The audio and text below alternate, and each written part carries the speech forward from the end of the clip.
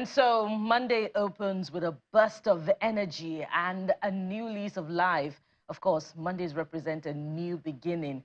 So get up and let's go. Good morning and welcome to the Morning Brief right here on Channels Television. I am Bukola Koka. It's a perfect day starter. And of course, I'm here with my brother. Hi, Jeffrey. Yeah, well, it's been going well. The weekend has been a great one. So happy weekend in arrears. Happy new week. Yeah, you know what say it in Nigerians Nigeria. like, right? So it's a brand new we week. have a greeting for everything. Yeah, absolutely. So today is 20. Let me not be like Bukola. Let me check again. 28. Today is 28. Yes. So I'm trying to keep the date for Bukola. Welcome to the program. I'm Jeffrey Uzoma. We're going to take you on a ride, literally, because there's a lot going on in the polity and across board. Our responsibility is to help you condense all of that so you can make sense of the situation we found ourselves as a people. So from the good, the bad, and the ugly, it's our responsibility to bring it to the fore right here on the Morning Brief. Bukola. Yes, indeed. And what a breezy weekend it was, Jeffrey. Breezy also that came with strong weather. The floods, the rains over the weekend, it saw residents of Lekki on the island and other parts of the island flooded. And, you know, it was quite a situation. We saw cars submerged on the road. We wonder what it was like for those who are in other low-lying areas of Lekki. For those who are in high-rise areas, you know, it's a more pleasant situation. And we saw also the monitoring of, you know, areas that are bedeviled by floods by the state government, the Lagos state government, particularly as a result of the release of the water from the Onyo Dam, not necessarily the rains now. And, you know, that call is still out there that they relocate to higher grounds. But, of course, it seems that the waters have begun to recede because earlier last week there was a concern that the water levels were rising. And if you traveled across, you know, the Lagos-Ibadan Expressway, you would see at the beginning of the week the water levels rising nearly to the top of the bridge, the bar of the bridge. But it has begun to recede now. And we hope that in those residences as well, in Ikorodu, Agility, Isheri, that the rains have begun to, the flood waters have begun to recede such that the people can return to their homes. But what's more important is an enduring solution to that flood challenge that is as a result of the release of the water from the Onyo Dam. But of course, we had quite a discussion about that last week. It's a brand new week, as Jeffrey has said, and we have a lot on the lineup for you. Developing stories and, of course, stories that will emerge. We'll have you covered. Jeffrey. Absolutely. I hope that the government will do as much as they can to ensure that even though this is an, call it natural disaster, recurrent decimal, something is done as quickly as possible to ensure that people have a bit of a lease of life. But my Bukola, it's also, I'm shifting gears now. I'm super excited that CAF has done the right thing. Libya has been punished for what they displayed in Benghazi when we're supposed to play that match. Whatever the scoreline would have been, well, CAF has awarded us 3 points and 3 goals to nil for the behavior of the Libyan authority, leaving our players and our officials at the airport for long hours. And it snowballed into almost a life-threatening situation because the boys were raising alarm on social media, and eventually they had to fly back to Nigeria and lay that complaint at FIFA's CAF's table, rather. And eventually the score as well as the points were awarded to Nigeria. So congratulations to Nigeria. On the other hand, I was also listening to the special advisor to the president on strategy and information, Mr. Bayo Nanuga, and he talked about the fact that the ministers that were removed or sacked or discharged, whatever language you want to use, were removed based on certain parameter and assessment and all of that. Well, the president has the prerogative to hire and fire. He has a section 147, subsection 3 of the Constitution says he should hire at least one minister from each state, where he did not put a cap as to how many ministers from he can hire from a state, but at least one. But we thought that more people should have been fired. So it will be interesting to see what were the parameters they used to assess. They said, of course, Adiza's ministry or policy coordinating team were also responsible for giving that scorecard. Of course, the president will make a final decision. But from the performances of the ministers we've seen, at least 15 to 20 ministers should have been excused from that cabinet and all of that. But I also see that, Bukola, that Ogun State has about 4 ministers. About 3 ministers. No, about, so if It's we have the Bosu new Minister Tijani, of Trade and Investment, which would be Jumoke Oduwole. She's also from Ogun State. Yeah. You add that to the others. And Wale Edun, yes. Bosu Tijani, Adekunle Salako. Okay, that's 4. Yeah. So it's good time for Ogun people. Good time for Ogun. You make me feel like I want to jump in the fray. But hey, it's journalism, so we have to speak to the facts. Yeah. The presidency has been defending this, that the president also withholds the powers to employ those who are competent, regardless of where their ethnicity lies. So we're wondering how that also ties into the principle of federal character that demands that, there must be a minister at least representing each state of the federation. And there are some states that are complaining that they have not been well represented in the president's cabinet. So perhaps the presidency under this administration should take a second look at it. Jeffrey. Yeah, so as I said, he didn't break any law, even if he appoints 10 from his state, but at least 1 from his state. 147 of the Constitution. But for loyalty to the country, which the Constitution preaches, there's supposed to be that much spread. But maybe the president will explain all of that at the end of the day. Bukola, what do we have for the people today? Yes, we have quite a lot. We're going to be touching on the oil sector first of all, as 10,000 oil dealers are about to shut down as fuel consumption plummets to 4.5 million litres per day. That's from 60 million litres per day. That's according to the NMDPRA this time last year. This comes with attendant implications for job losses. So this morning, we speak with the marketers on the way forward. Absolutely. From the issue of marketers, PMS, and all that issue around energy, we head to politics. The NMPP has won all 44 chairmanship seats and 484 councillorship seats in the just concluded Kano State local government elections. APC is kicking, declaring that the local government election is illegal. And we'll talk about this because all of the states of Nigeria are ramping up as much as possible because the deadline is the end of the month. If you don't have democratically elected local government chairmen and councillors, you will not see any money coming to your state or the local government. But we're going to discuss how these sweeping polls affect democracy and what it means for all of us. Yes, indeed, Jeffrey. That's a huge test for governance under this new regime.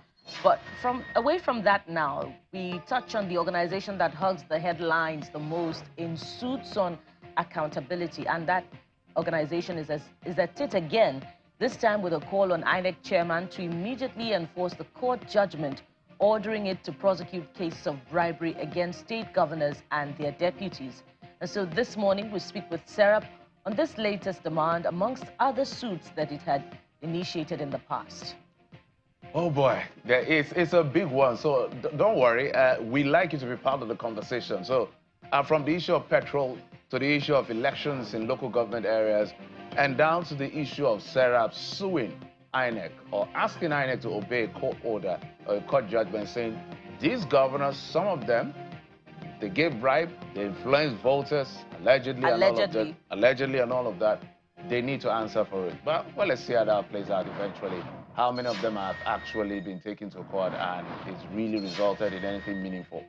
Your guess is as good as mine. But we'll not give up. We'll continue to ask the questions. SERAP will be here to respond to all the questions we'll be throwing at them. But hey, this is how you can be part of the conversation. All you have to do is to go to X, former Twitter, CTV Morning Brief. That's the hashtag, CTV Morning Brief. Hashtag, ask your question, give your suggestion, bring your comment. Our responsibility is quite simple.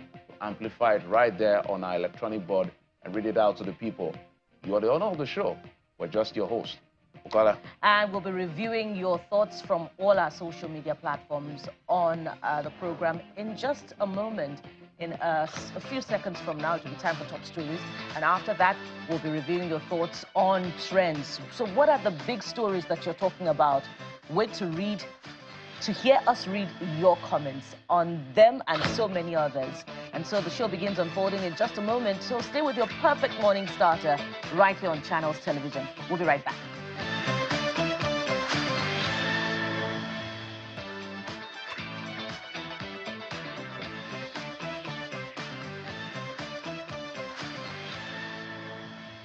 Welcome back. Top on the brief this morning, we start on a sad note as 7 bodies of iron scavengers who invaded the site of a demolished building in Sabon Lugbe, a suburb of Abuja, were recovered by the FCT Emergency Management Department, while 2 other victims are receiving medical attention at the Federal Medical Center. The director of the department, Mr. Abdul Rahman Mohammed, says the activities of over 500 iron scavengers who invaded the demolished building, pulling down and cutting away iron rods, triggered the remains of the demolished slab to fall on them. He also adds that the building is among the illegally erected, uncompleted structures demolished by the FCT Department of Development Control on Thursday. The rumors going around is not true that 40 people are buried here. No, it is not true. We only bring 7 dead bodies here. And may Allah, they are also here to confirm it. They discovered that 5 of their members died. And you can see it's not anybody that caused it. There's no fight here. The houses, the people are just scavenging for iron road. And that's what exactly caused it. They're scavenging for iron road. The house have been sold to them. They learned that the government control were here the day before yesterday, that's on Thursday. And they know that they will not be here on Saturday and Sunday. So they ought to use the advantage and come and scavenge for iron road. And that's what caused the you can see even from up there, you can take picture all over. They are still, we are trying to make sure that we ask them to go. They are not ready to go. But we are going to enforce to make sure that they leave the site. Nobody is living inside all this building. Nobody is living there. Only 2 people are receiving treatment in Federal Medical Center. The only thing I will tell people is that they should first of all save their life. We have been saying it all over again. People can't say fall and die. So these are what we are saying. Anytime this type of site, police must make sure they are there to make sure that they send people away. They should not allow them to take law into their hand and maybe start to demolish themselves. And the federal government is asking the military and other security agencies involved in the fight against banditry to redouble their efforts in order to restore peace to Zamfara State and other troubled areas. The Minister of Defense, Mohammed Badaru, gave the marching order when he visited frontline troops fighting banditry in Zurumi local government area of Zamfara State. We have seen the successes so far. The president wants you to do more. He wants you to end it, to end insecurity now. And as he has promised, he will continue to look into your welfare and your equipment.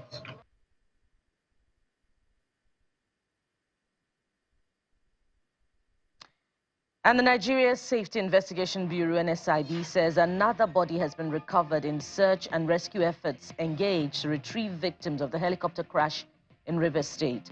A statement issued by the Director, Public Affairs and Family Assistance, Nigeria Safety Investigation Bureau, Mrs. Bimbo Oladeji, says a floating body was retrieved from the water by the fast rescue craft and was escorted by the Cameroonian Navy to Neuims, Anton, for safe transit through their territorial waters. And to other security matters at home, in a move towards restoring peace in Agatu local government area of Benue State, Brigadier General Louis Lepdong, the commander of Operation Wellstroke, alongside the Benue State government, has successfully brokered a peace deal between local farmers and Fulani herdsmen. Both parties have agreed to forgive each other to mend their broken relationship. During the peace meeting in Makurdi, the state capital, the Director General of the Benue Peace Commission, Joseph Inhaba, urged traditional rulers and representatives of various interest groups to resolve the internal conflicts that have led to the dangerous idea of bringing armed mercenaries into Agatu. No one in the leadership of Agatu will claim ignorance of not knowing what our challenge is. We know our challenge. Our challenge is local. It is our local challenge that has opened door for external challenges to come in. If we had dealt with our issues when it started, we will not have external people or foreigners come and invade our communities. We intend to find out what are the issues, and frankly speaking, This meeting is very explosive, the meeting is very timely, and the meeting has given us insight as to what really happened in Nagatu local government. From this meeting, I'm assuring you that we are going to be hearing peace and security in Nagatu local government.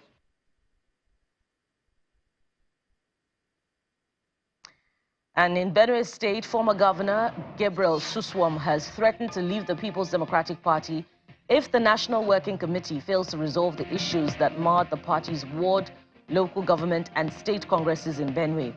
Mr. Suswam made the declaration when the Chris Abba State Working Committee, loyal to him, held their first expanded stakeholders meeting to deliberate on the party's affairs. And gunmen have kidnapped the Archdeacon of Oyi Central Archdeaconry and Vicar of St. James Parish, Akuzu, Venerable David Ajafobi. Venerable Ajafobi was reportedly abducted on Saturday at the entrance gate of St. James Parish, Akuzu, in Oyi local government area of Anambra State. And 17 young Nigerian girls trafficked to Ghana have been rescued and repatriated to the country, while 5 traffickers were arrested. This was announced in a press statement signed by the Director, Media, Public Relations and Protocol Unit of the Nigerian Diaspora Commission, Abdurrahman Balogun. The rescued young girls, aged 18 to 29, come from various states, including Anambra, Abia, Akwa Ibom, Rivers, Imo, Edo, and Ebonyi. He says they were lured to Ghana under false promises of employment, but were instead forced into exploitative situations and bound by an oath of secrecy. The operation has brought the number of girls repatriated back to Nigeria from Ghana alone since July 2024 to 130.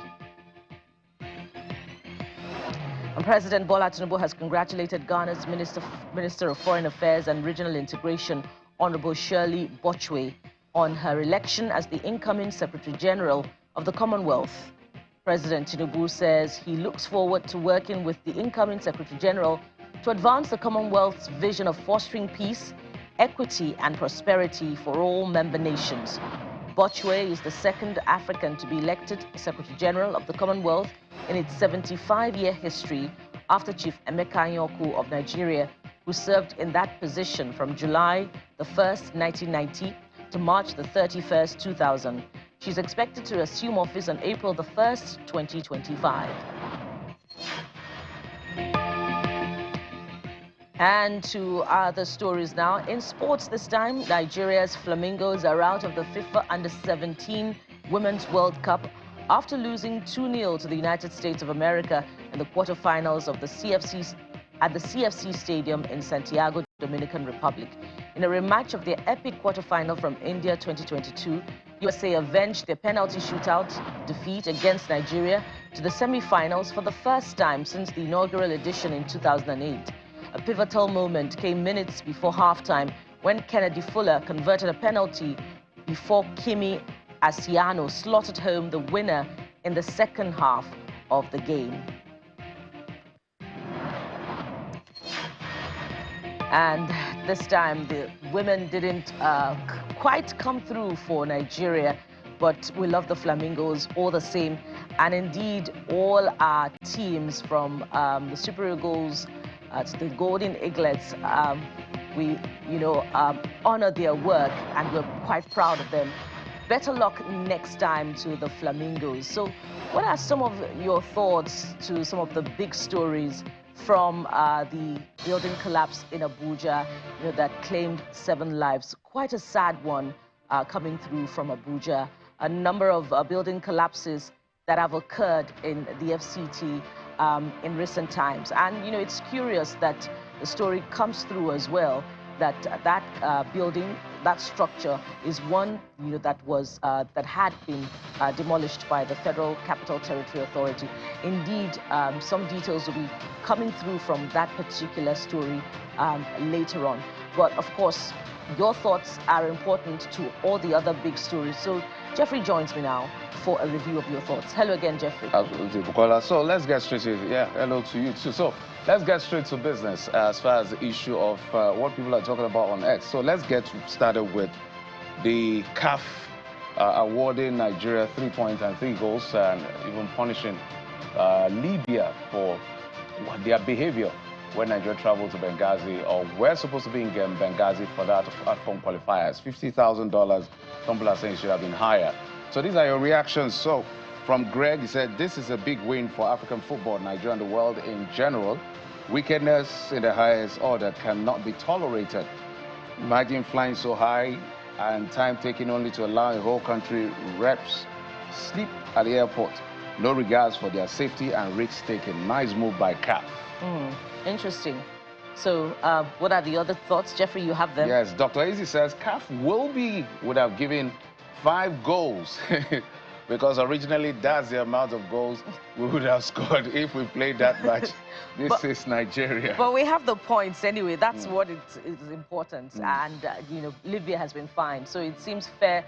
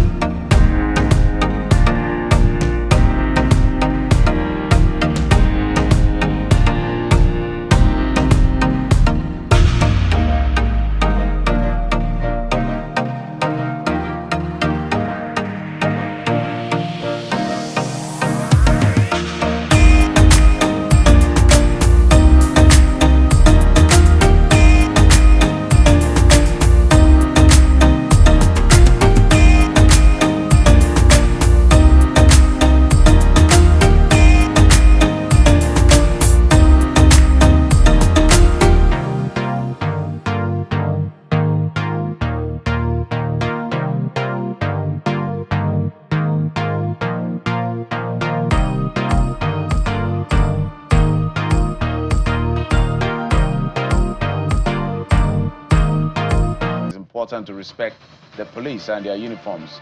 Creators should be careful to follow the rules while being creative. And Outsider is the next one speaking. And they say, let's come to real sense. It's not sensible to use a police uniform for a video when you're not an official, I believe they're trying to say, or use any other force's uniform. We should respect our forces more. Apparently, Very Dark Man is basking in the euphoria of his newfound fame. You know, he's been dubbed a new moniker, the online investigator. And so, well, perhaps he's enjoying that. Enjoying that fame. There's a lot going on in the social media space. So, well, I'm sure police may have wanted you to write to them to use their uniform. First of all. But let's go on with some of the... Go ahead, Jeffrey. Because of time.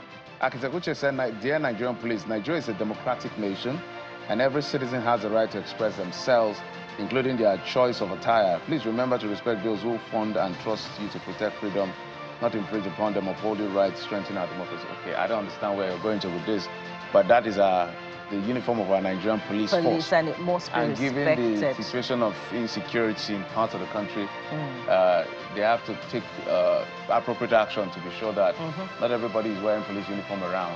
And indeed, this is not the first time that the police force has raised concerns about the use of its uniform by skip makers online. And it has emphasized the need for the uniform to be properly used, not abused or misrepresented. I mean, it's the uniform of the police of the Federal Republic of Nigeria, the Nigeria Police Force. So it must be presented in a most appropriate manner because it's part of our national symbol. Okay, so this one is from Lito Knight, who says, anyone is permitted to create a replica of the police uniform, provided it is not used for criminal activity or to impersonate law enforcement. The purpose of the video could be to raise awareness for acting or for similar campaigns. Otherwise, you would need to detain every creator and skit maker. I think the uniform should be respected. Yeah. We must state that. We must, in fact, emphasize that. The uniform should and must be respected. If you have any reason to use it as it should be, get the permission of the authorities. Our situation in Nigeria is so unique. But let's see how much we can get from other stories we've been talking about. The power situation in the north, and TCN saying they will restore that as quickly as possible. Endangered species says another day passes in darkness as large parts of northern Nigeria continue without electricity. The persistent power outages not only disrupt daily life but also stall progress in health, education, and business sector. Bukola, you have the next one. Well, Darkman, I believe this is the real Darkman, says, dear Northerners, not the real Darkman, maybe somebody is using that name now. Go buy generators, switch to solar panels. In my area, we haven't had electricity for a long time, even before the vandalization of the national grid. All right, sir. Thank you for your thoughts. We hear you. Of course, we'll continue to represent your thoughts as responsibly as possible on this platform. But after this time out, we'll be talking about something that concerns you, that concerns your pocket, and perhaps the petrol in your car. A lot of Nigerians now are parking their cars because of the high cost of petrol. We have that covered in the conversation as well. So stay with us. After this time out, we'll begin that very important conversation on the rising cost of petrol and the reduction in demand as a result of the high prices. And how it also affects the marketers of petroleum products. That's essentially one of the big conversations for today. So stay with us. We'll be back.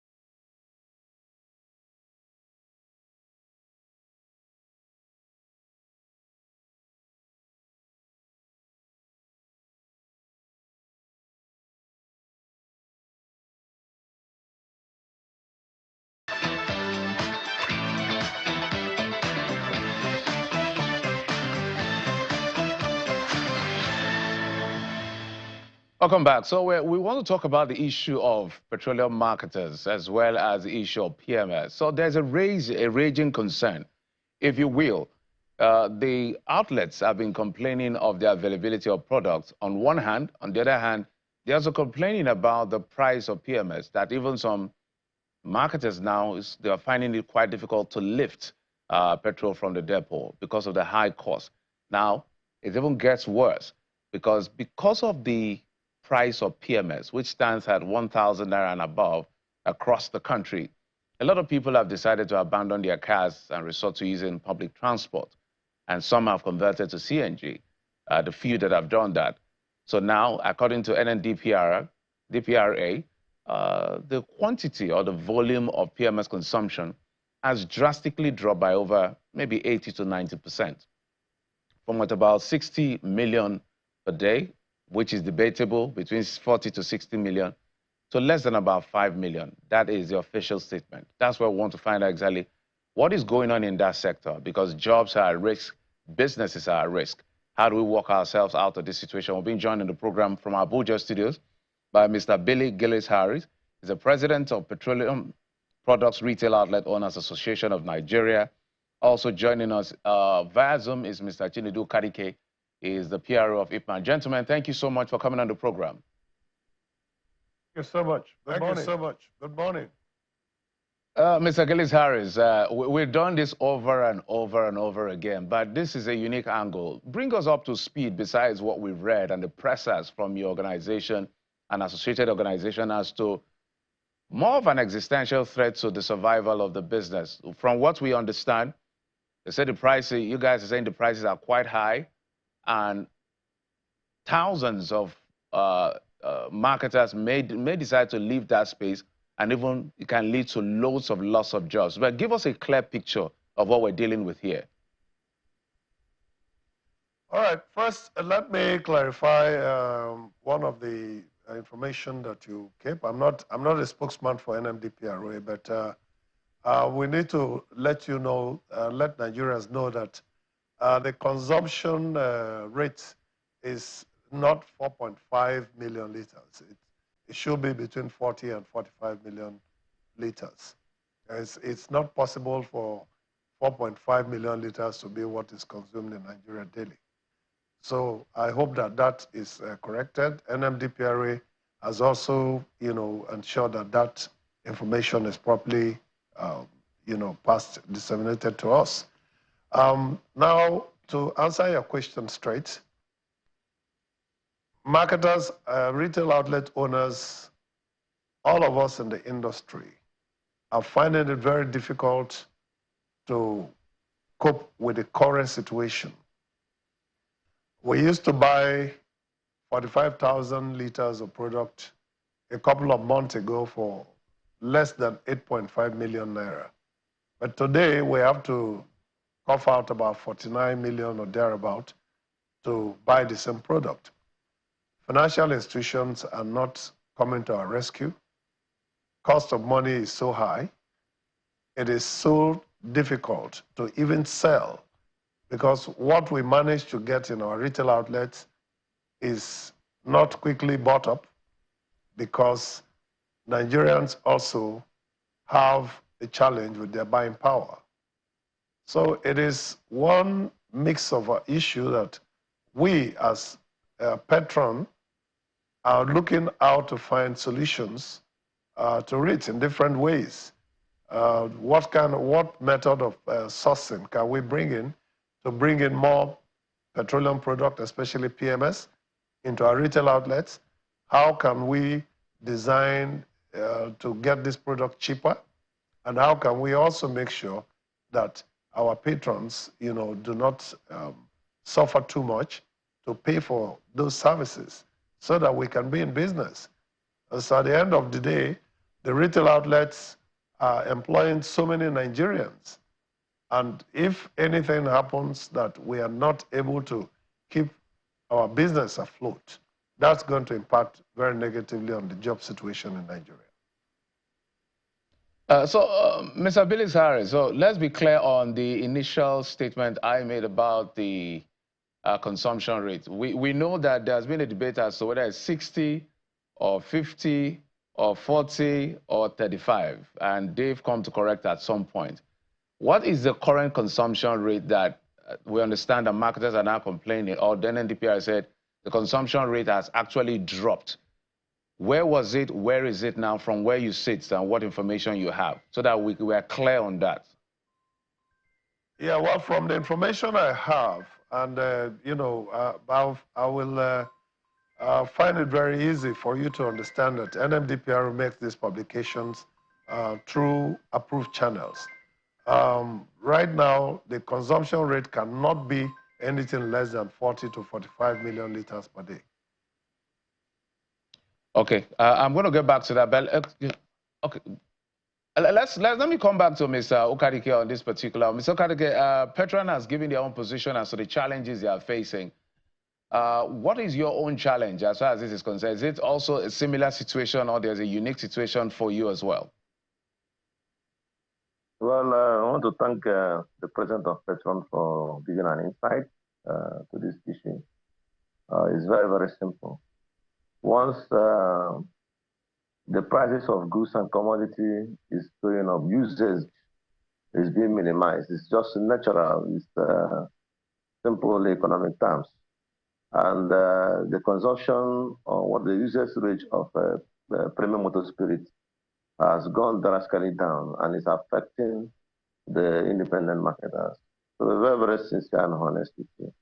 A lot of cash, too much cash now, is pursuing the same quantity of product that we use 8-point-something million naira to get, so that 45,000 liters. And now we're spending almost 49 million to also get the same 45,000 in the same facility. You know, the independent marketers build their facilities very, very luxurious and elaborate enough to be able to serve commuters very, very well. And most of these funds that we use in establishing these facilities are bank money. It's being borrowed. The interest rate is also going high everywhere. But there's no return in investment. What we are talking about, return in investment, because the more we sell, the more we make profit. Now that the volume of sales in the filling station now is very, very low because of the characteristics of the buyers, who have now decided to be able to drop some of their luxurious vehicles, their V8 engines, and now using transportation. Because if you look at the filling stations these days, you will find out that you will see what is called skeletal or ghost buying. Just 2, 3, 5, 4 cars will just come in and buy. We're no longer talking about scarcity. We're not talking about price differential, you know, the cost of the petroleum product. So, like you rightly said that in your deliberation about this report, that most people has abandoned their vehicles and now using CNG, keke napep, and tricycles to be able to, you know, move around. No more long vehicles of siren and convoy, you know, escorting one particular person to another particular place. So that issue is characterized based on the high cost of petroleum products in Nigeria. And with the independent marketers, how does it affect us economically? One, we are the largest employer of labor. And in our filling stations, you can see up to, the least you can see in the filling station is 5 workers. If there is a filling station that have more than 100 pumps, that means you are going to see around 150 workers in that filling station. The trucks, most of the truck drivers that drive our trucks, move to and fro to be able to ensure that there is adequate supply of petroleum products. It's also affecting the trucks movement. So most of the filling stations are now cutting down the pump attendants. They're also cutting down station supervisors. They're also cutting down shifts, which is going to drastically affect employment level in Nigeria. Because I want to say it vehemently here that the independent marketers are the highest employers of labor. And if this continues like this, it means that some of our workers will go into redundancy and some may be possibly sacked. And it will have a very, very serious reflexive effect on the economy. Now we are talking about pricing, which has gone up just because of the deregulation, because government was subsidizing. That was very, very important. we should assure you. And people we are taking advantage of that subsidy to be able to, use the petroleum product. The barbering saloon people, now they have switched to solar. Some of them have switched to CNG. Some of them have switched to LPG. You understand? And then, the common man who has also been driving his vehicles and luxuriously have now curtailed. When you come to filling stations, you will see a vehicle buying 3,000 naira fuel. And that 3,000 naira fuel, normally before, can be able to feed the tank to half tank. But now it's around 3 liters. So, Mr. Okadike, or even 2.something liters. Yes. If you can hear me, give us a sense of just, how many jobs may go as a result of, the dropping petrol consumption and, the new transition into CNG that, seems to be happening and threatening the petrol sector of the downstream. Give us a sense of your membership strength and just how many jobs may be lost to this. In line with what the DPR has given to us, I will critically say that we have over 20,000 licensed marketers. And these 20,000 licensed marketers replicate 20 standard filling stations operational in Nigeria. And more are still coming. And in that 20,000 marketers, you have at least, even at worst, 4 people per filling station. And if you have 4 people per filling station, some filling stations have up to 100 pumps, which transmit to almost 150 people inside the filling station. Definitely, they are going to reduce to 3 to 4 pumps. 97 pumps or 80 pumps will be dormant because there is no customers. And where will we even source this funds to be able to take care of this employment, those that are in redundancy, or those that are sleeping in the filling station? If I may come in there, the picture you paint, and that also painted by Mr. Gillis-Harry, contradicts with the report that 42.3 million liters of petrol imported by marketers will arrive the country this week. So if there isn't prosperity, if it appears gloomy for marketers, why is importation still ongoing? And this also, is at variance with the fact that we now have a homegrown refinery in the country. The market has been liberalized. All players and all sectors, or all stakeholders want to be able to take shot at the sourcing of petroleum products. Now, Dangote is supplying. Some marketers also who might have a refinery outside this country will also bring in their products. They know the semantics, they know the mathematics they will do to be able to bring in these products, maybe cheaper than that of Dangote. That is the beauty of this liberalization. I have given this example before. Foreign rice was around 15,000. When Nigerians started encouraging local rice came up around 4,500 a bag. But I'm talking to you now, foreign rice is around 90-something thousand. Local rice is almost 90-something thousand. So we don't foreclose importation. Neither do we say that Dangote should not produce. Dangote has promised us that it's going to produce adequate products that will serve Nigeria and that of West Africa, and have enough to export. Let me we're doing the essence of importation now is also trying to double on the prices. If the ones that are being imported into this country are cheaper, it means that Dangote will go down. Because when the AGO was deregularized, Dangote started importing, selling to Nigerian market, and was selling cheaper. AGO was around 1,800. Dangote started selling around 1,250. So they said that Dangote started selling 1,000. Those imported now reduced. Okay, we'll have to take your explanation, even if it doesn't totally agree with the current projection of job losses. But let me quickly come to Mr. Gillis-Harry. Mr. Gillis-Harry, do you agree with the NMDPRA's data that petrol consumption has dropped to 4.5 million liters from 60 million liters per day that it was last year? Do you agree with that data?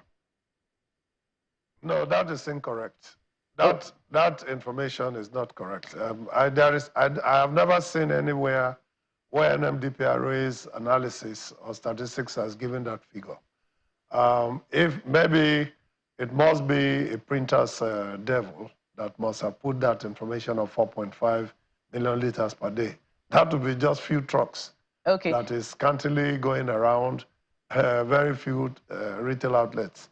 And Nigerians are still buying petrol, not in the quantum and the quantity that we are used to.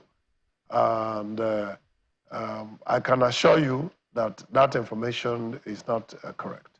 Okay, so what do you project that it should be ideally of our consumption of petrol per day? If the consumption projection is between 40 and 42 million liters per day, it will not be too off the mark, you know, because regardless of the scarcity of product, you can see from all the depots, you know, that product is still being sourced, scantily though, you know, but the consumption is still low when you compare it to what it used to be. Because Mr. Gilisari, if it's not the printer's devil, the NMDPRA has said in August that Dangote's 25 million liters per day would be inadequate to meet our daily consumption as a nation, hence the need for importation. So if it is not the printer's devil, then there is a contradiction in the data that is being put out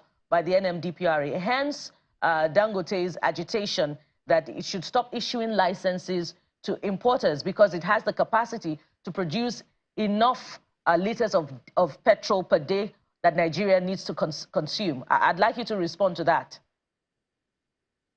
Well, first, I don't think that any refiner or importer or retail outlet owner has any locus to ask the federal government to stop attending to any part of the business. Everyone participant in the sector should be freely allowed to participate. That's the beauty of the regulation. And that is what's going to even drive down price, that we have enough local production, we have imports product that meets the specifications by NMDPRA, and we, even PETROAN, can import. And indeed, we are making efforts to make sure that we can bring product at a much cheaper rate, you know, meeting the very specifications that NMDPRA has given. So I will certainly doubt, and I do believe that NMDPRA will not have made that presentation that daily consumption is 4.5 million liters. Yes, if indeed we are getting 25 million liters of PMS from Dangote refinery, that would be such a very great news. But even at that, we still need to source for product, you know, one way or the other, to make sure that all the stations are wet. Look, the beauty of having products in all the retail outlets is that you can drive into any retail outlet and buy product at the time that you want. And because every retail outlet will have product, it becomes a competition of price to, you know, ensure that you sell your product. So those are the beauty. That's the beauty of it, and Nigerians will be the better for it. So I think the local refining capacity should improve. The importation could be winding down, you know, but at this time, in the beginning, all of the two must have to work hand in hand for us to have product enough to compete with ourselves. Mr. Gilisari, so let's contextualize a few things. So what is the challenge now? Is it the inability of Dangote refinery to wet the markets, or the price of the product? What exactly is the bigger challenge?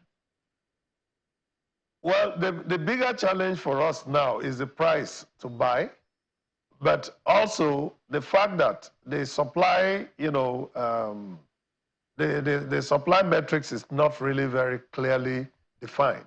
Because if we are taking product from a local refinery, then we should be clear about that. And all the necessary information, you know, highway should be opened for that to happen. So we shouldn't be looking for how to talk to any refinery refineries should actually be looking to talk to us. We are their last mile in distributing what they produce. So that in itself is a challenge. Price also is a challenge, but the biggest challenge we have now is that marketers may not be able to afford the 50 million naira or thereabout to buy a 45,000 liter product to take to their retail outlets. Financial institutions are making it difficult, and this is why we have requested that the President of the Federal Republic of Nigeria should work in a very strict business manner, provide a seed capital of about 100 billion naira to cushion the cost, so that we do not run into a tragic situation where even when the product is abundant now we are talking about making sure product comes, but when the product comes and then we are not able also to buy it and distribute, that will even be a much bigger problem. So we are hoping that the government will pay attention to that request and we should be able to advance. And there is nothing different from this as it was done for the aviation sector, as it's been done also for Greek. There are intervention funds that were brought in, but we want to even make use of this money more productively. All right, let's take it to Mr. Okadike. Mr. Okadike, do you agree with Mr. Gillis-Harris on this seed capital? So let's understand the structure of this funding that has been requested for. Is it like a grant? Is it single-digit loan? What exactly are we talking about here, Mr. Okadike? Okay, I just want to add my point about the consumption rate, because I was in the meeting where the NNDPR, Mr. Farouk, clearly stated the consumption rate, and in a pie chart form in the office of the NSA, when they were launching this Operation Whirlwind that is being operated by both the DSS, all the security operatives, to cover up smuggling across the border, petroleum products. Because you remember that when Nigeria removed deregulation policy and price of products went high, some people in the neighboring country, started agitating. Not even Nigeria started agitating that why should Nigeria remove subsidy? It means that they are benefiting. So in the office of the NSA, the director of the authority chief of NNDPR, Mr. Farouk, clearly stated the dwindling consumption rate since the inception of the total deregulation.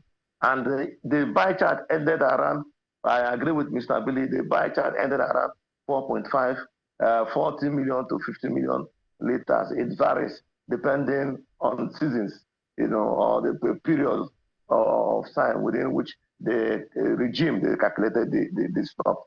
So the issue of 4 million liters does not arise in any way, because even if you look at Lagos, Port Harcourt, and all these big cities, in Lagos can consume 1 million liters in a day.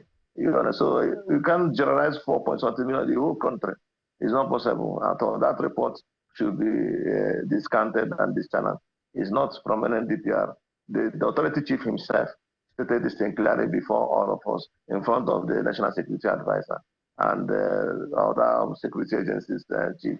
So I think that one is settled on that. On the issue of money, I think we have made a presentation in ways federal governments can come into an assistance to independent marketers, because our business is also service oriented. It is not like any other business. We have made a presentation on the floor of the National Assembly, via the committee chairman on downstream, which is Ken. I was with Mr. Billy. We made a presentation about this energy bank, or petroleum bank, whereby federal government should establish an energy bank so that independent marketers and other stakeholders in this industry can be able to source funds. The fund we source from commercial bank with a high interest rate. And if we continue to take that fund from those commercial banks, it will drastically affect the pump price. That is what Mr. Billy is talking about. That's the sense of this loan or grant you are saying. We wanted a bank set aside, like we have the Bank of Industry, the Bank of Agriculture, and all the rest of them, whereby independent, or can even give independent marketers credit facilities to be able to take this product and pay back. We All right. have a regulating authority, which is the NNDPR, which can also put all these things together and give us establish an energy bank whereby we can be able seamlessly, obtain facilities to be able to run this business.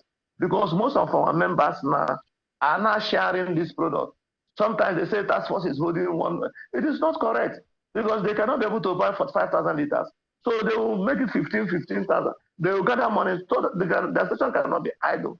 So, and if we don't do this, when there is availability of product, there will not be product in the filling station. Right. Scarcity will continue. All right, Mr. Okadike, let me take it back to Mr. Gillis-Harris. Apparently, it looks like what is needed in the immediate term is this maybe 100 billion or whatever amount you're quoting, maybe single interest on that particular loan, if you will, Mr. Gillis-Harris, on this particular one. But I want to find out from you, one other thing that can crash price in any situation is as many suppliers as possible. But help us make sense, because sometimes it's difficult for the average Nigerian who is not a player in this space to see how imported products will be cheaper than the Dangote refinery product. I know that using the plat model, they are doing, I think, 10 ppm from the listing we saw. I mean, the price listing we saw from NNPC that during that debacle, we saw that it's 10 ppm of that particular plat model that was used. And now we see how much is being sold from the Dangote refinery. I'm not sure how much is being bought from the international market and being brought into Nigeria. So, but sometimes people have argued the fact that initially the NNPC had subsidized and is now cheaper than Dangote refinery and all that. That back and forth, I don't know whether I've gone beyond that. But my question exactly is, help us make sense of how imported petroleum product like PMS will be cheaper than the one that is manufactured or produced right here from our refineries in Nigeria. Well, the simple, straightforward answer is let the refineries in country make their businesses very clearly understandable by retail outlet owners like us. PETROAN is ready to patronize Dangote refineries products or any other refinery in Nigeria. We are also ready to work with NNPC. We are also ready to import, even by ourselves. Now, but the dynamics of the business is pennies. Profit projections are not coming in tens of thousands or billions of naira as the investment capital, suggests. It comes in pennies. So we want to take any product that is cheaper for us to be able to pass on to the Nigerians that meet the specification of what is consumed in Nigeria. So now, in reality, product that is produced, PMS that are produced in Nigeria, ordinarily ought to be cheaper. Ordinarily ought to be cheaper. But you have to ask yourself questions. When PETROAN started the campaign that all refineries in Nigeria should buy crude oil in Nigerian naira, we had an idea and a focus on what our arguments were based on. Now, when government picked up the policy and ran it, we did not know the input. Ordinarily, we should expect that stakeholders like us should be part of the process of how these decisions are made, so that we can also bring our grassroots knowledge to bear. Now, Dangote has imported crude oil from America, and he didn't buy it with Nigerian naira. So you have to also understand that the cost of production of the earlier refined product from Dangote will not be in any way priced the same way that the products is going to get from Nigeria. And we don't even know if that arrangement, which was supposed to start on the 1st of October, has actually started and if products have been delivered. We're only reading, information from tabloids and social media, which is not correct. This business is a very serious business. PMS impacting on the economy of Nigeria, impacting on even how a husband and wife relates now. So it's very important that Nigerians get very clear and accurate information about all of these things. So just to tell you straight that ordinarily, if we are producing PMS in Nigeria, it should cost less because we have the crude oil here. The cost of shipment will be local, even though it may be priced also both in naira and dollar, than an imported product. But also an aggressive trader who wants his business to be established, because Nigeria has been a major importer of PMS from Europe and even Asia. So it's very, very important that an aggressive trader who knows that if he's able to turn around 200,000 metric tons of product in Nigeria per month, is going to get X amount of money, can reduce his profit projection to what is affordable. And that's what we, Petron, is negotiating. That's what we are looking. That's why we're talking to traders who have such ideas, and traders who are going to agree to land product for us to use without stressing our foreign exchange. In that case, they will take our naira in exchange for whatever trade we want to do. And that's what we are doing. So part of what we have discussed with the National Assembly at the time we made the presentation for the Energy Bank was that should quickly take off. But later we heard that there was an African Energy Bank that's coming up. And some of these things are just only in the news. You hardly get to know the details. Now so we have written to the president. Mr. Gillis-Harry, to come up with this 100 billion naira, funding. We need to discuss the details and then be able to get there. Okay. Go ahead, please. Yeah, so the seed fund, the energy bank, they're all projections in the works. What is more important to Nigerians is the availability of the product. And more importantly, even beyond that, is the pricing. And so you have justified the importation of 42.3 million liters of petrol by marketers, which is to arrive the country this week. And you say that it is good to liberalize the market, even though there are reports of worry about the loss of jobs because of the significant drop in consumption.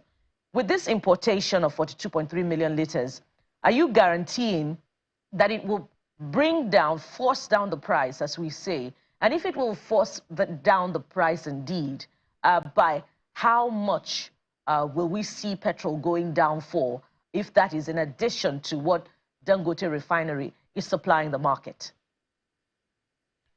PETROAN is negotiating for a very drastic price reduction in landing product in Nigeria. And we are working all the numbers. We have not seen light at the end of the tunnel yet. So for PETROAN's involvement in landing product, that I can tell you that once we succeed in getting that done, and our partners are very aggressive, they are working very, very cooperatively with us to make sure that if product is coming into Nigeria for PETROAN members, that it will be priced at what we can sell, and we can beat our chest and tell Nigerians that as a patriotic organization, PETROAN has delivered. So it will be too early for me to make projections as to what the price will be. But we are negotiating very hard to make sure that we land the product at less than 900 naira a liter. So if that happens, then it will be something that Nigerians will be happy. And that is the expectation. We just might hold you by your word, Mr. Gillis-Harry. I'm bringing the same question to you, Mr. Okadike. And it's an important question because Moman had reported that the landing cost of petrol had reduced to about 980 naira per liter. So if we're buying homegrown petrol for 1,000 naira per liter and above, what are the guarantees that the imported petrol that is to arrive this week will go down, below what we're currently buying it for? Well, I think there is this strong policy that the federal government does not want the monopoly of the market, sourcing this petroleum product from one particular, source. And that's what both the MOMA members and Nigeria has been clamoring, that we don't want monopoly at all. So you should just liberalize the market and let us see what will happen. Because the diesel was liberalized, and those people who have been importing this product, who are selling this product to us at 1,800.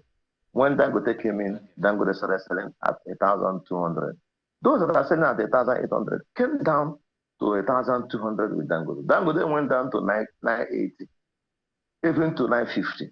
They also came down to 1,000. So you have seen the competition. That's the beauty of liberalization of the market. I don't want to go into the semantics of how they get their product refined and how they are bringing it to this country. If anybody, like IPMAN, the NNDPR is processing our import license, we are not shutting our doors. We're also discussing with Dangote. We are going to meet Dangote next week to be able to fine-tune our off-taking agreement with the management of Dangote. And the business will start. Wherever this business drives us, that is where we will go. We will make sure that we have petroleum products in our filling stations and sell to anonymous consumer. It is a competitive market. The moment members are importing, they are going to sell in their filling stations. And they are going to sell maybe lower than what Dangote is selling to us, or lower than what NNPCL is selling to us. NNPCL is selling to us now in Port Harcourt at 1,040 naira. How can we sell lower? So those marketers that have imported will take their product to their filling stations and sell at 998 naira or 1,000. So how do the independent marketers compete? So our doors are open. If we conclude with Dangote by next week, by the special grace of God, we will just put little margin and sell and be in the competition arena. We don't want to be shut out. The import license by next month, when it comes out, we will also source petroleum products or have partners that can be able to bring petroleum products to us and see whether we can be able to sell cheaper. The essence of this is to sell these products cheaper to Nigerians. And I want to let you know that we independent marketers who have acquired our tank farm, we have our trucks, we have the facilities all over this country. So we are battle ready for this competition. Harry, let's bring it back to you on this particular issue. What I hear here is a lot of challenge and some level of urgency. So my concern and question will be, how urgent is the situation that the petroleum marketers have found themselves? I mean, if something is not done now, what could happen? We already know what can play out, but how urgent is it from where you sit? Because at the core of this, again, we have to look at FX, which is playing a key role in all the dynamics across board, not just your sector. Well, yes, FX is a major challenge across every discipline because we moved from production to become a consumption economy. We should, quickly wind our ways back and look at what we did in the 50s and 60s and get back Nigeria on stream. Well, what is urgent today is availability of product, but more than that is the availability of money, funds to pay for them. So it's a two-cut situation that we need to attend to very urgently. We do not hope and we don't also pray that anything gets so drastic to the point of any doom. But it is good to speak out what possible difficulties will arise and look out for solutions, ensure that the solutions are also forthcoming. We hope that the government will be proactive to call, a very clearly defined business discussion on this matter. We are willing and able to meet with the government to discuss all of this, show them our plan, and I'm sure that it will be approved quickly because it's not a gift. It's not money that you throw away then we are businessmen that want to treat the money in a business-like manner. So, but more than that also, we need an MDPR to also fast-track all the applications of our import licenses, both for those who are going to be trading with us and those that are owned by the associations themselves. Because we need to be in the fray. We don't need to stay outside and be dependent only on one source. We have to source for petroleum product from every corner that we can afford it and make sure that it's also affordable and reachable to Nigerians. Mr. Gillis Harris and Mr. Kadike, your efforts are welcome, both to ensure security in the sector through the advocacy for an energy fund, an energy bank, a seed fund. But the situation is grim because many more Nigerians are considering a transition to CNG. And of course, you have also heard the call by President Bola Tinubu for petrol stations to be converted to CNG centers. Well, of course, the debate is out there about whether we have the required infrastructure that will meet the consumption needs of 200 million Nigerians. But that also means more drop in consumption of petrol, besides the obvious fact that many more Nigerians are parking their vehicles because of the high cost of petrol. Now, the question is, are marketers preparing for the new outlook of the oil sector, which is a transition to cleaner and cheaper energy, CNG in this case now, in terms of infrastructure and in terms of the commodity? Mr. Okadike, perhaps you want to take that first. I can take it if it's not prepared. We're over-prepared. Go ahead. Our structure, we're over-prepared. The structures are all over everywhere. The independent marketers have enough structures that can be able to take this CNG project. And we have offers to assist the federal government. The presidential committee on implementation of this CNG, we have not seen the impact they are playing with the independent marketers, because it was expected that the committee should sit down with the independent marketers who has these facilities already. Most of our pumps, our filling stations, we have converted some of our pumps to CNG, anticipating that we will work, in close rank with the presidential committee. And I also know that they have approached us that we should nominate filling stations in the country where these CNGs will be installed. It is easier and simpler for these CNG installations, CNG training to be done in the filling stations, so that once you are taking your petroleum product, you can also see an option of CNG and also buy. Because if you say you're going to put up CNG centers, one in Port Harcourt, one, how is it going to be fast? How is it going to get to all Nigerians? And the cost of these kits are very, very expensive, although CNG is good, but the cost of the kits too, Nigerians are worried. All right. So I also believe, all right. Yes, I also believe. So let's quickly take it to Mr. Gilles Harry now. Your response to the same question. Okay, well, the response I want to give is, first of all retail outlets owners are very willing to cooperate and collaborate with the CNG initiative. We started it during the last administration of President Muhammad Buhari with the Honorable Temepri Silva as Minister of State. We did not see any lights, at the end of the tunnel. PETROAN has had a very productive meeting with the PCNG boss, Mr. Michael, and his team, and we are very prepared to walk that lane. For your information, PMS is not the only product that you can get from a retail outlet. You can get LPG, and any station that has up to 3 or 4 plots of land can also install a daughter station of the CNG. So there's no doubt. And for your information also, in our last discussion, we had already offered 700 profiled retail outlets to enter into the CNG market. So we are prepared for it. We don't see it as anything wrong. We want it to be deepened, and we can help the government to make sure that it's working very well. Almost thank you, Mr. Billy Gilles Harry, the president of PETROAN, for coming on the program, as well as Mr. Chinedu Kadike, the PRO of IPMAN. Thank you, gentlemen, for coming on the program. We appreciate you. Thank you.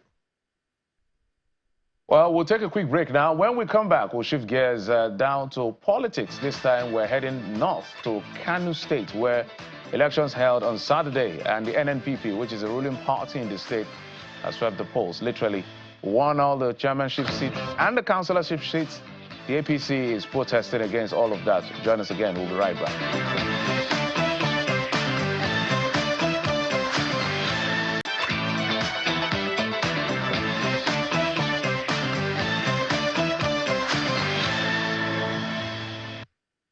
And from the economy, from petrol issues, we move to politics now. Kano politics, to be precise. In Kano State, just on Saturday, the NNPP swept all the 44 chairmanship seats and 484 councillorship seats. And the APC has declared that election illegal, citing a court order that declared the Kansiek board illegal. And in fact, there was a court order just 4 days before that election that declared the constitution of the Kansiek board illegal. So we're going to be having that conversation with some Kano State representative from both sides of the divide, just to find out what the situation of things is currently. And joining us to have that conversation this morning, we have Mr. Mohammed Jamiu Yusuf, is the special advisor to Kano Governor on national and international public relations. Good morning, and thank you for joining us on the program. And we also have Mr. Hamid Arua, APC Publicity Secretary, Kano State. Thank you, gentlemen, for joining us on the program. Good morning. Thank you for having us. So I'm going to start with you, Mr. Arua. The reports are to the effect that the APC did not participate in the election.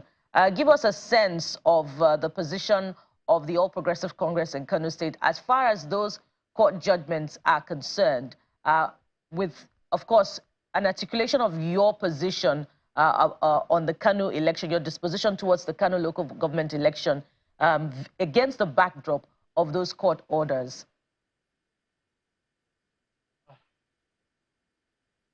Mr. Arua, that's for you. Thank you. Yes, actually,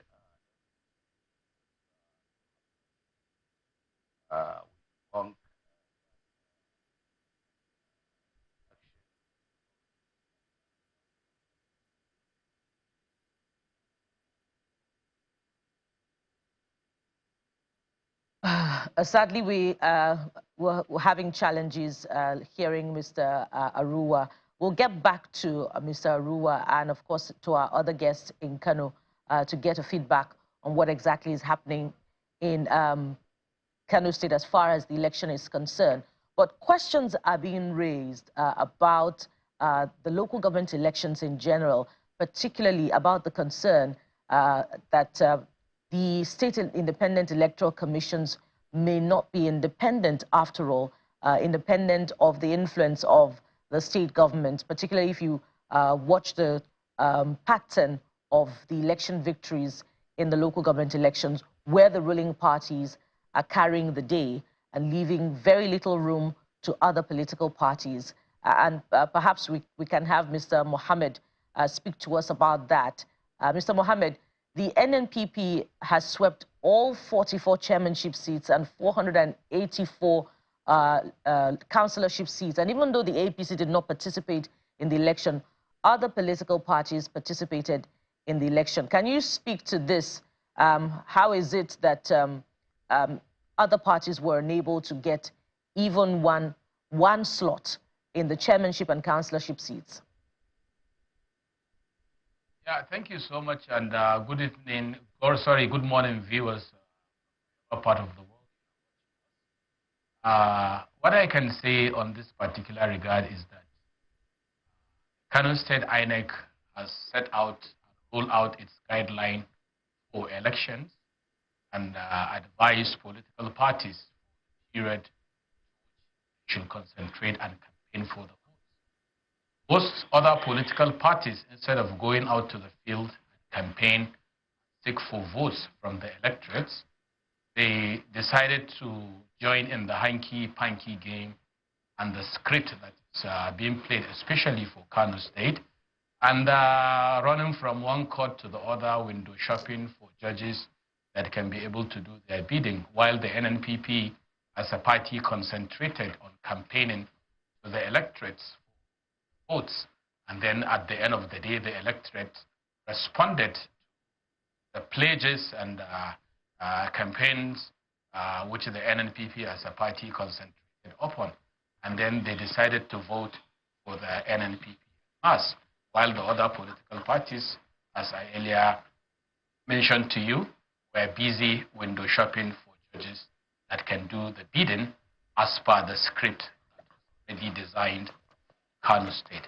So this is exactly the pattern that has happened in Kano, even though you have mentioned that in other states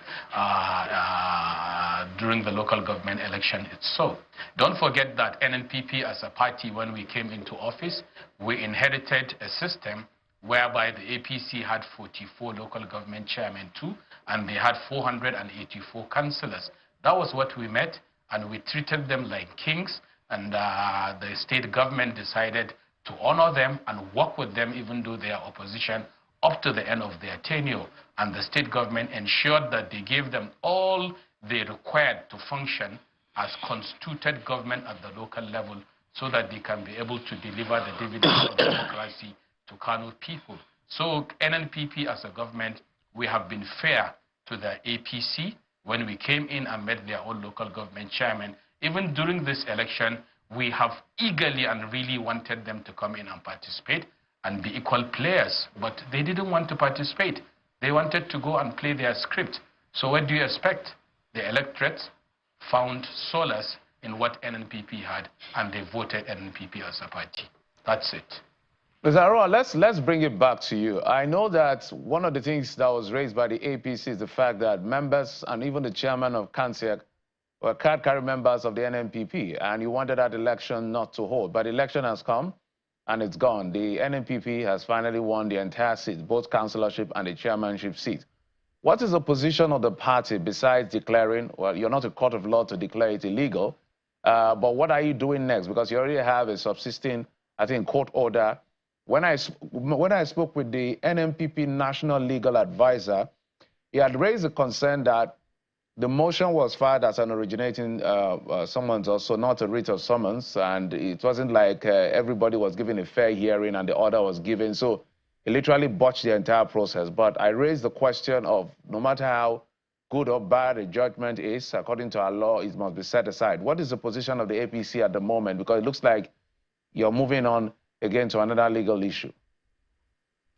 Yeah, yes, I can tell you now, APC disagree with all the result, disagree with the elections because there was a court order for that elections.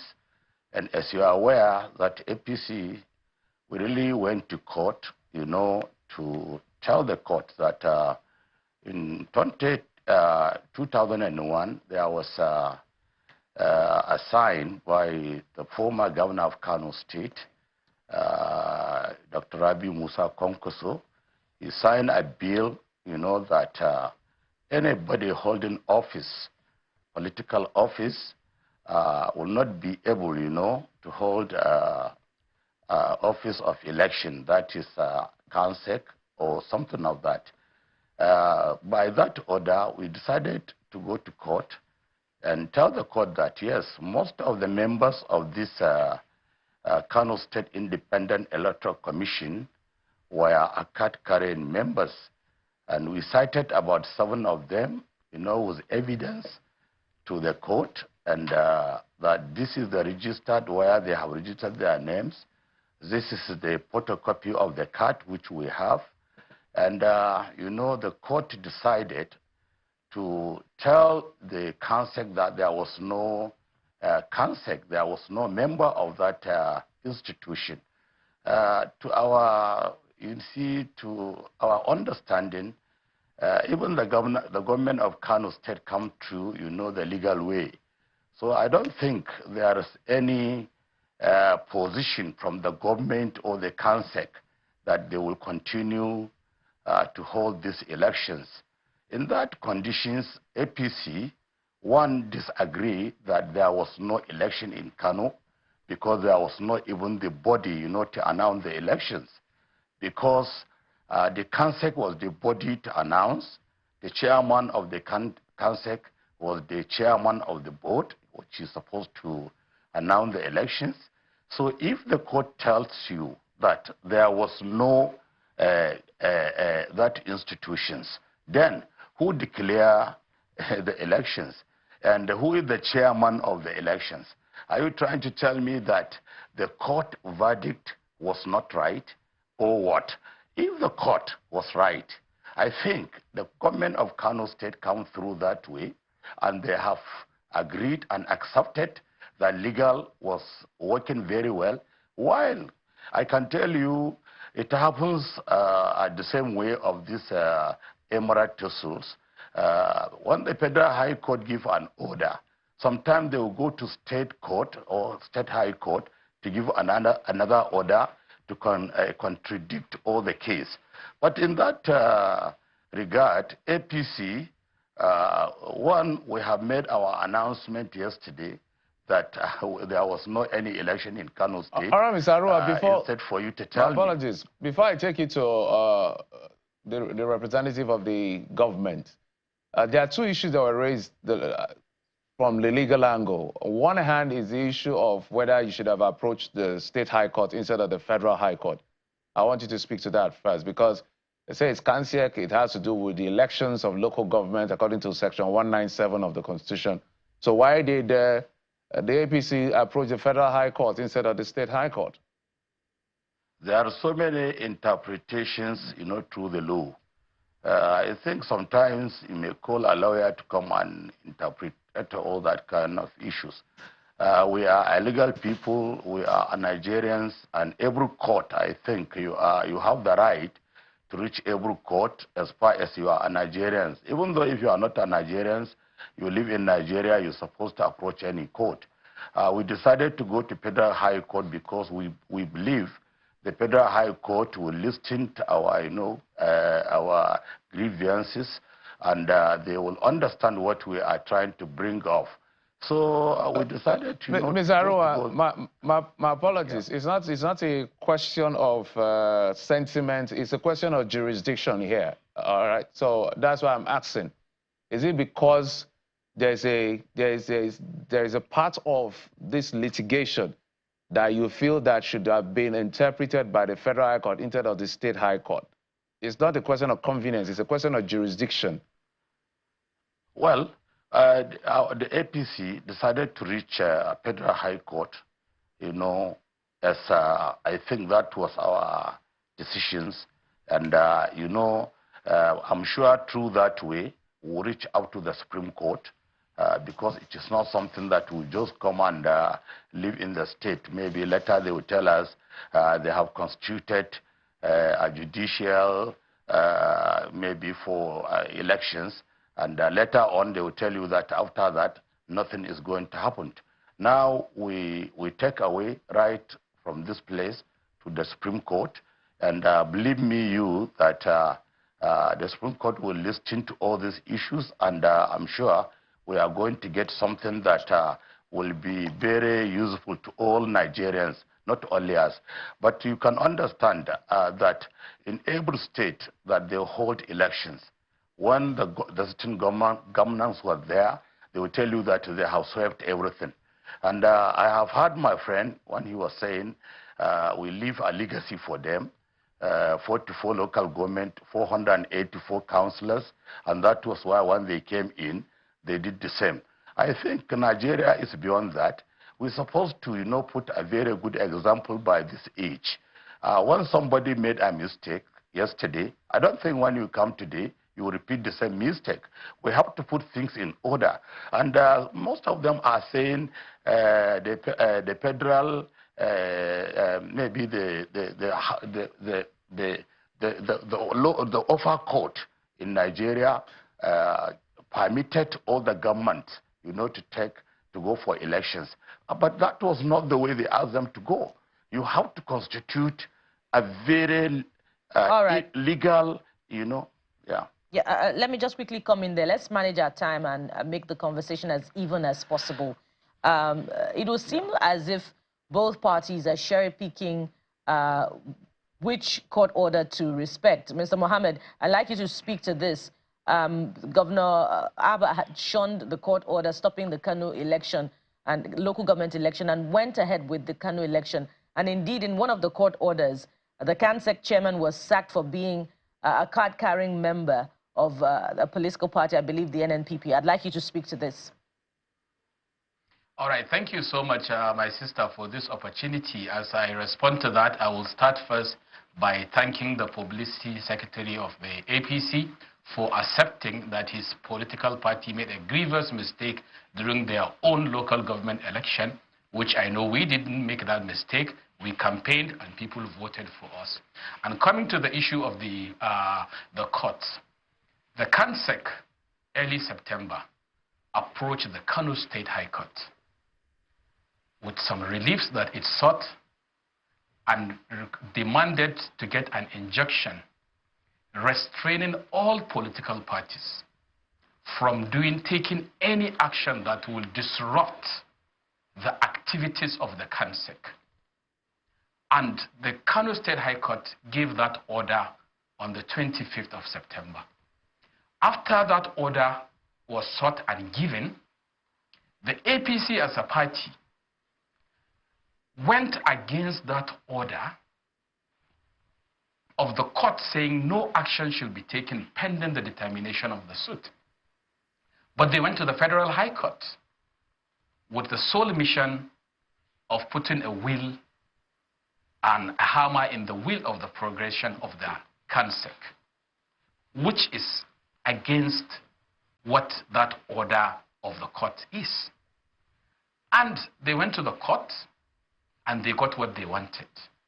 But ab initio, already, the State High Court has already restrained all political parties through their agents, through their privates, through any other person whatsoever from taking any action.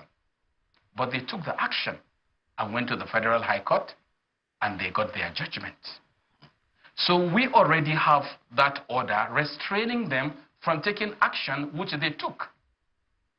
And then on the 25th of October, the State High Court delivered its judgment saying CANSEC as constituted is having all the statutory right to conduct, supervise, and declare victory in the Kano State election.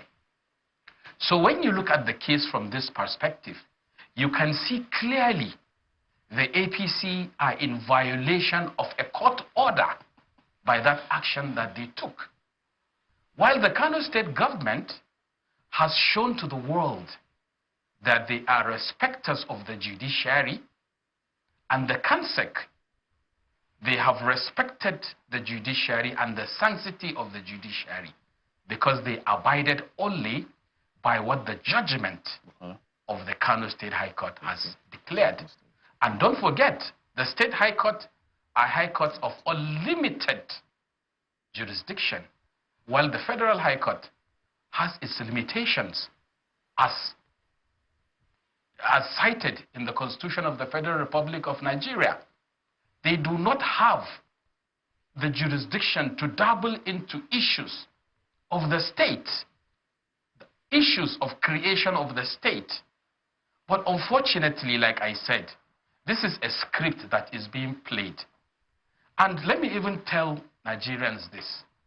Already the next phase of the script is that they have already started celebrating that they will still find a judge in the Federal High Court that will declare that no funds should come to the Kano State local government councils. Their followers are already celebrating it in the social media, even declaring that if money can buy judgment, they have what it takes to get judgment from wherever they have. So we are watching to see how this will play out. It is a script, but we are law-abiding government, and we will continue to work with the dictates of the law and order. And so we imagine that this will go beyond this level to a higher court for determination.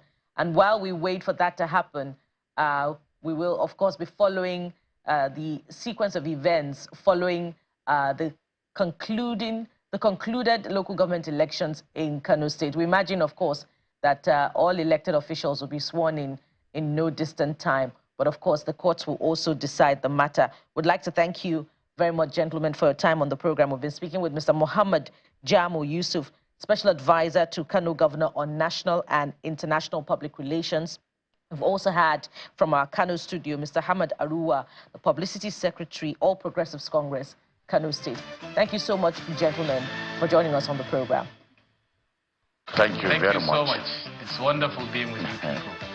And just before we head over to our next segment now, we have a breaking story, right, Jeffrey? Yeah, we'll just take a quick break. When we come back, we'll bring you a breaking story that's developing at the moment. Join us again.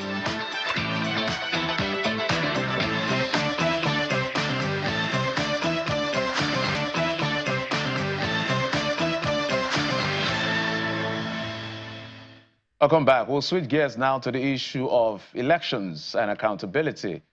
Oluwadare Okolawale, the Deputy Director of SERAP, is going to be joining us just in a moment to speak to that particular issue, because they are making a new, not a new demand. They're asking INEC to ensure that the court judgment that said governors must be held accountable for alleged bribery and vote buying and all of that, they obey and do their work.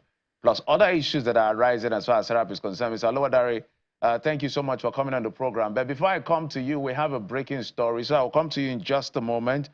The breaking news coming in from the Joint Action Committee of NASU and SANU. That's the National Non-Academic Staff Union of Educational and Associated Institutions. That's NASU, and Senior Staff Association of Nigerian Universities. They had given the federal government an ultimatum of 7 days to pay outstanding 4-month salaries and implementation of MOU signed between the federal government and themselves sometime in 2022, and it expired, in their words, yesterday, 27th, or October the 27th. So in their words, again, in the presser that you're seeing on your screen, they say, we have exercised considerable and prolonged patience, allowing multiple deadlines to pass without receiving a satisfactory response to our demands by the government. In view of this, this is to direct all our members in universities and inter-university centers throughout the country to hold a joint congress in their respective campuses today, Monday, 28th or October the 28th, and proceed on an indefinite, comprehensive, and total strike action, as no concession should be given in any guise. So that is the latest coming in from SANU and NASU.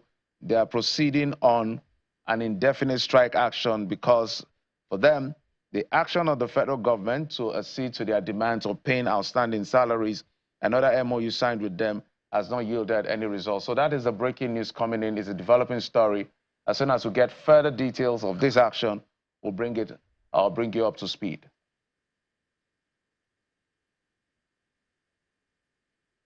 Okay, let's now bring in Mr. Oluwadare Okolawale, who is the Deputy Director of SERAP, Socio-Economic Rights and Accountability Project.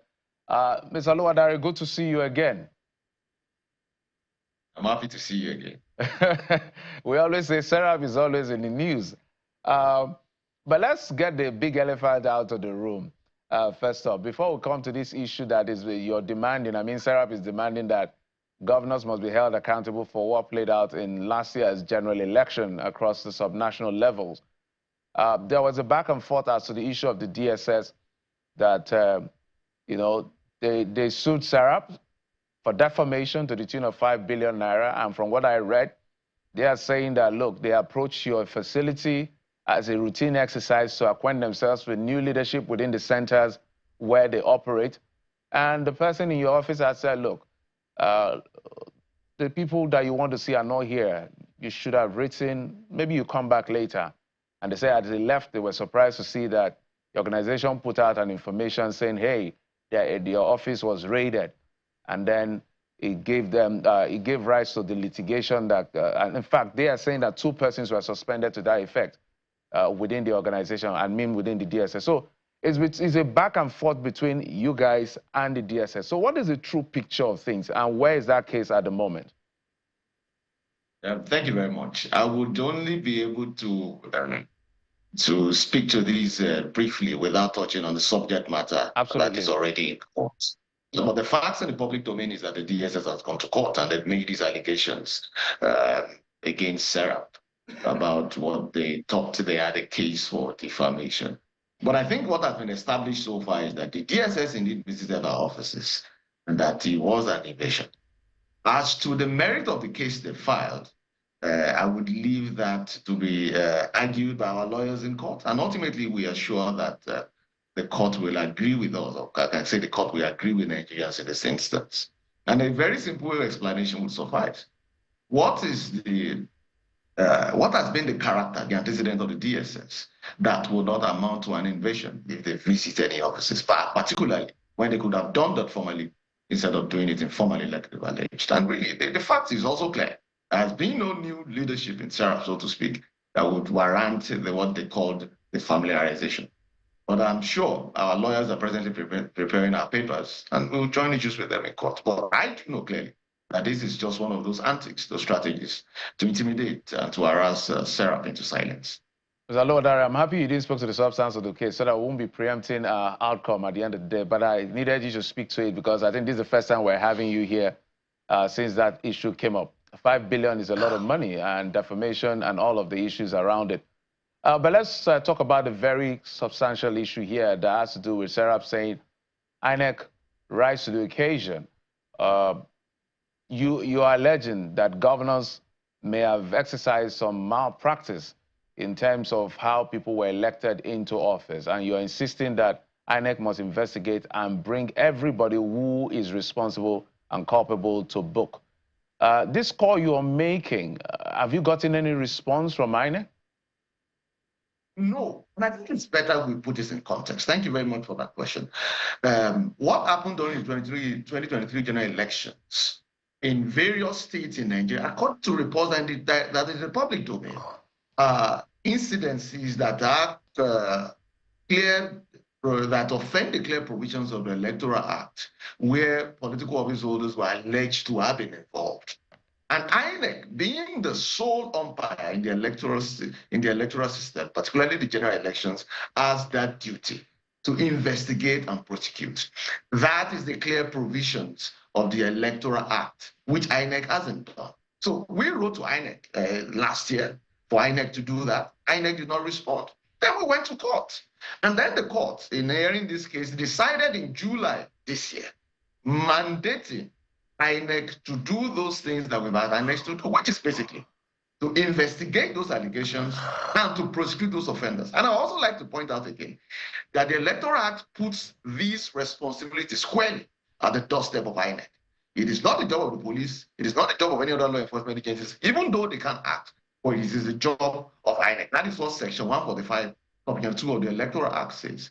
And the court agreed with us, that's Honorable Justice Egwato of the Federal Court of Abuja, who gave an order mandating INEC to investigate these allegations and to prosecute those who are found culpable. Of course, that will be subject to the judicial process. INEC did not obey that order, even though we also took a step to write to INEC. The letter was delivered in August this year. We also wrote to INEC requesting INEC to obey the judgment of court. And that is what has premised SERAP, acting through our lawyers, to start what is called this contempt proceedings. It is a proceedings, it's a procedure in law to compel any judgment debt, or that is someone who one has judgment against to obey the judgment. So that is where we are presently, taking legal steps to compel INEC to obey the judgment of court, to do its statutory duties as clearly stated in the Constitution and the Electoral Act. And so, Mr. Oluwadare, we await INEC's response to your demand for it to obey the court judgment. But some would say, as far as SERAP is concerned, that there is no deficit of suits, but that there is, in fact, an abundance of suits, and that there are organizations funding your work as a civil society organization, and that, as a result of that, some of what you do, or most of what you do, is, in fact, perfunctory and lacking in substance in the outcomes, which would be ensuring the accountability itself. Some think that, when these suits come out, that government looks the other way. How do you respond to this? That cannot be true, but that wouldn't be surprising, depending on which quarters this kind of thinking is coming from. Perhaps for those who might not understand the judicial legal process, and perhaps for those who simply want to be mischievous, who choose not to understand the legal process. And that is why I like the provisions of Section 6 of the Constitution that has empowered individuals, organizations, including arms of government, to subject whatever grievances they have to the court. Is that not the basic principle of the rule of law? And that is what we've done. And that is what we do from time to time. Even the DSS, when it thinks, wrongly though, that he had a case against SERAP, approached the court to ventilate its grievances, and that is what SERAP has been doing. It is called public interest litigation. It is also called strategic litigation, using the tools of the law to compel public institutions to act on behalf of the people in line with the various legal frameworks that guide the operations of the Nigerian government. That is all we do. And in this instance, like we spoke so few minutes ago, we had gone to court to compel INEC to do what it ought to do, prevent further electoral malpractices in future elections. Did not obey. We didn't do anything wrong. We went to court. And you would see from the various judgments that we get from the court agrees with us because of the principle of law involved and because of the facts available to put before the court. Same court gave judgment on behalf of SERAP. And you would think that the best the INEC to do is to obey the judgment. So speak to the substance of the matter. How many judgments do you in fact secure in your favor in all of these suits? For instance, the one filed in May compelling former Minister of Information Alhaji Lai Mohammed to disclose the details between the federal government and X in that case at that time. Did SERAP get a favorable judgment? Just to mention one out of the many suits that SERAP files demanding accountability from government officials. Yes, we do get judgments. And I think the most important thing in this advocacy is to compel for the citizens to join voices with the SERAP to compel government to obey this judgment. And I'm happy you referred to that judgment. It took 2 years in court. The court eventually agreed with SERAP again and gave judgment compelling the Ministry of Information to provide the information, the agreement the government allegedly signed with X, which of course was the basis of what the minister at that time had said as Twitter, now X, was reopened at that time. It's just one of many. This INEC judgment is the second. Again, we got judgment in 2019 compelling the Attorney General of the Federation, and you would agree with me that governance is a continuum. So just because the former Attorney General had left office does not remove government from responsibility. The court at that time, Honorable Justice Ogutoyibo, now retired, mandated the Attorney General of the Federation to go to court and to challenge the legality of state pension laws, which, by the way, means former governors and former deputy governors and billions of naira cumulatively at the expense of poor taxpayers in Nigeria. That judgment is yet to be obeyed. A court in Abuja last year also gave judgment on behalf of, in favor of SERAP, compelling the federal government to disclose how the funds, the loans that were procured from China to install CCTV and other security infrastructure in Abuja has been spent. That judgment, as I speak to you, is yet to be obeyed. And this is just mentioned 4 or 5 of the many judgments that SERAP had gotten from court, which are basically issues of transparency and accountability right from the inception, no matter which political party has been involved, no matter which public institution has been involved. And this shows the consistency of our action. And I think, if anything, this legal advocacy should be appreciated to be a way of towing the path of the rule of law rather than any sort of unlawful activity, which of course SERAP will not subscribe to. And I think the next line of advocacy is for the people to prevail on government to obey this judgment. And when you look at all these judgments, it favors SERAP personally. They are all public interest lawsuits compelling government to act on behalf of the people, knowing fully well that those who are in power, those who are still in power, will eventually return to the citizens. And even this same judgment will favor them.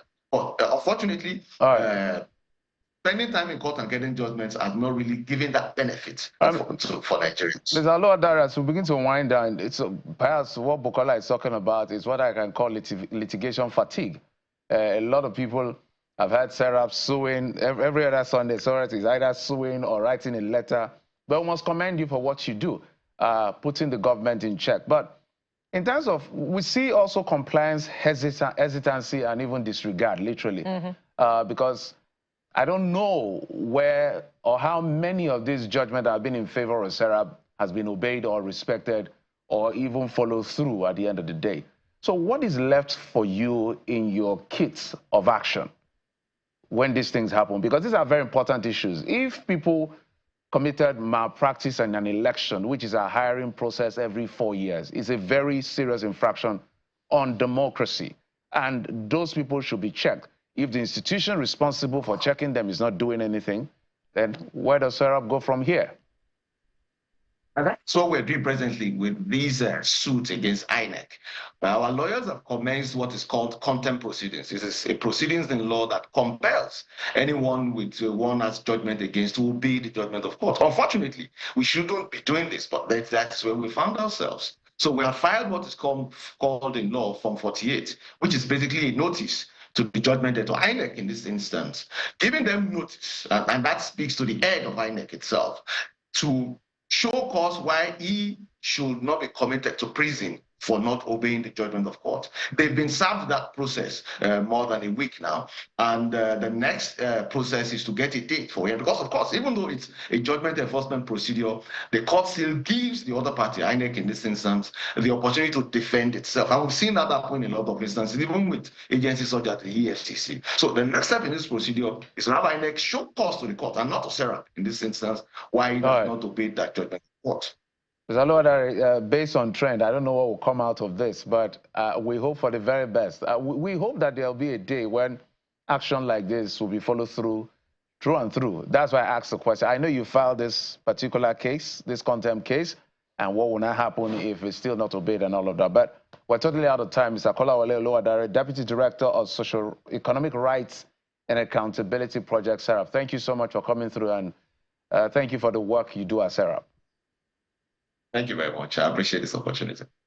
Absolutely. Bukola. Yeah, that's how it's been on the first edition of the show today. Thank you so much for being there. Of course, it's just starting. The week is unfolding. We'll be back again tomorrow with another bumper package for you. I am Bukola Koka. Have yourselves a wonderful day. I don't want to say anything about bumper, but thank you so much for your time and, of course, your usual company. Sunrise Daily is up next at the top of the hour. See you later on. Thank you for watching.